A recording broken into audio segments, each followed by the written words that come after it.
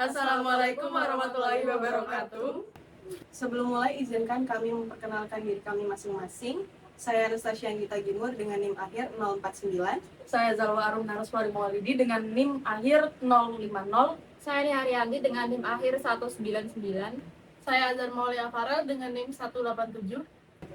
Pada kesempatan kali ini, kelompok kami akan menyajikan analisis hukum mengenai sengketa agraria, yaitu penyelamatan lahan seluas 3,4 hektar di kawasan Bongkaran, Tanah Abang, Jakarta Pusat.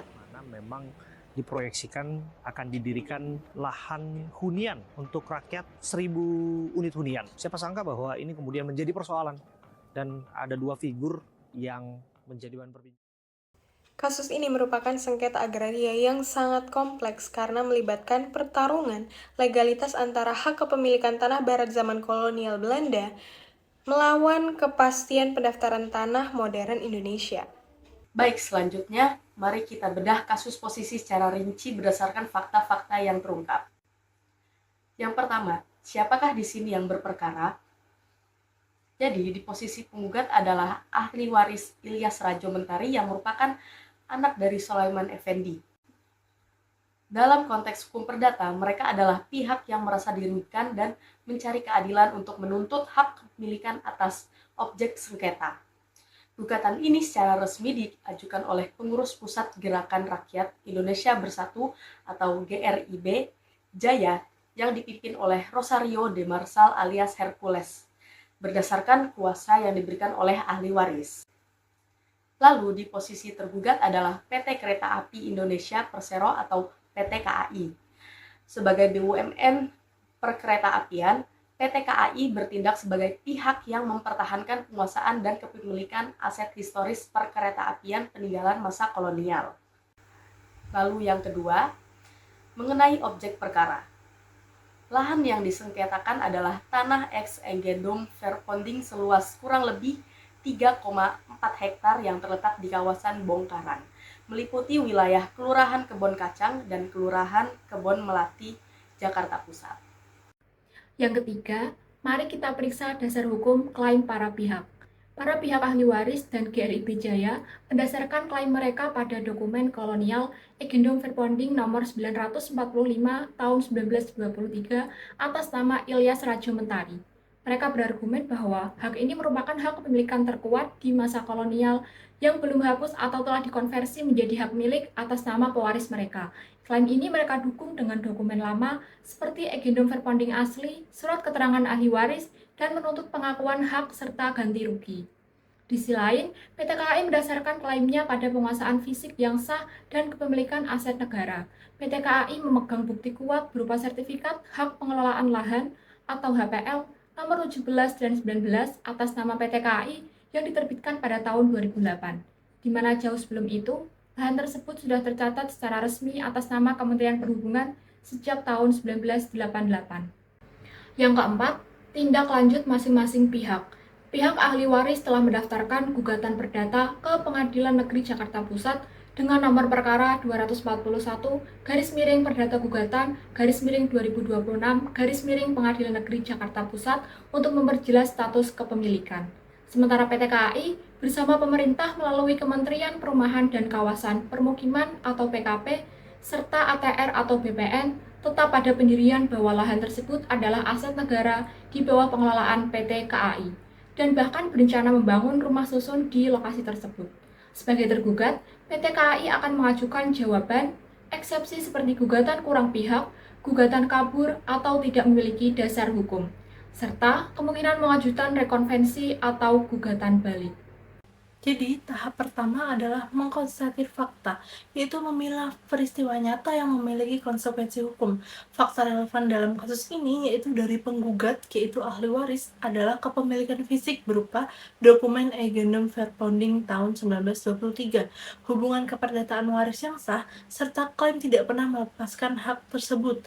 Namun, fakta dari tergugat PT KAI yang juga sangat kuat, yaitu adanya pencatatan administrasi pertanahan modern berupa HPL sejak tahun 1988 yang diperbarui pada tahun 2008, serta fakta lingkungan bahwasannya PT KAI telah melakukan penguasaan dan pemanfaatan tanah secara terus-menerus untuk kepentingan operasional perkeretaapian. Tahap kedua yaitu mengkualifikasikan peristiwa, mengartikan fakta konkret ke dalam konsep hukum.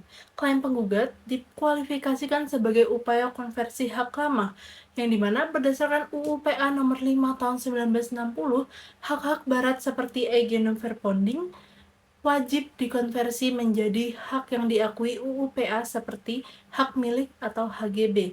Sebaliknya, klaim PT KAI dikualifikasikan sebagai kepastian hak atas tanah berdasarkan pendaftaran tanah modern. Menurut hukum positif kita, yaitu dalam pasal 96 PP nomor 18 tahun 2021, alat bukti hak lama wajib didaftarkan maksimal 5 tahun sejak PP tersebut berlaku. Melanjutkan struktur penalaran tersebut, jika kita bedah menggunakan model argumentasi Stephen Toulmin, kita bisa melihat kekuatan klaim para pihak secara matematis hukum. Datanya berupa fisik dokumen verbonding melawan sertifikat HPL. Waran dan backingnya adalah tata urutan undang-undang pertanahan kita. Klaimnya adalah pernyataan hak atas tanah. Di sini kita masuk ke tahap yang ketiga, yaitu penalaran hukum, yaitu mengkonstituir, di mana hakim akan menguji validitas antara hak lama melawan hak baru menggunakan silogisme hukum. Isi norma utama dari PP nomor 18 tahun 2021 secara tegas menyatakan bahwa setelah jangka waktu 5 tahun, dokumen verbonding tidak lagi berlaku sebagai alat pembuktian hak, melainkan hanya sebagai petunjuk dalam pendaftaran tanah. Isi hukumnya adalah apakah ahli waris pernah melakukan konversi dalam tenggang waktu tersebut. Jika tidak, maka yuridis hak lama tersebut dianggap gugur atau jatuh ke negara. Benar, dan dalam model Toulmin, ini disebut sebagai rebutal atau sanggahan yang mematikan klaim penggugat. Jurisprudensi kita melalui putusan Pengadilan Tinggi Jakarta nomor 335 /2017 Pengadilan Tinggi DKI telah menegaskan status hukum bahwa tanah ex egendom verbonding secara keseluruhan telah dihapus, berakhir berlakunya dan menjadi tanah yang dikuasai langsung oleh negara. Putusan tersebut juga menyoroti bahwa penggugat tidak berkualitas sebagai penggugat atau tidak memiliki legal standing jika tidak dapat membuktikan hubungan hukum pertanahan yang mutakhir. Kemudian pada tahap akhir yaitu mengeksekutor untuk menetapkan akibat hukum dan penyelesaian kasus ini, yaitu hakim di Pengadilan Negeri Jakarta Pusat pastinya akan memilih alternatif keputusan berdasarkan bukti yang paling mutakhir. Yang pertama, jika klaim ahli waris diterima, artinya mereka bisa membuktikan telah melakukan konversi di masa lalu yang sesuai dalam pasal 21 UU PA dan melakukan penguasaan fisik beriktikat baik selama 20 tahun berturut-turut yang diakui oleh pejabat setempat. Maka putusannya adalah mengabulkan gugatan serta menyatakan mereka adalah pemilik sah dan memerintahkan PT KAI untuk mengosongkan lahan dan membayar ganti rugi. Namun sebaliknya, jika klaim PT KAI yang diterima, maka hakim akan menolak gugatan ahli waris seluruhnya dan menyatakan tanah tersebut sah sebagai aset negara yang dikelola oleh PT KAI. Maka kesimpulan dari kelompok kami adalah mengingat kecenderungan putusan pengadilan di Indonesia yang secara konsisten menguatkan status tanah sebagai tanah negara jika hak-hak lama tidak dikonversi. Maka posisi hukum PT KAI di sini cenderung jauh lebih kuat, terutama karena PT KAI memiliki sertifikat HPL resmi dan penguasaan fisik yang berkelanjutan. Maka, ahli waris akan menghadapi beban pembuktian yang teramat berat untuk menunjukkan bahwa hak verbonding mereka belum dihapus. Sekian presentasi dan analisis dari kelompok kami. Terima kasih. Wassalamualaikum warahmatullahi wabarakatuh.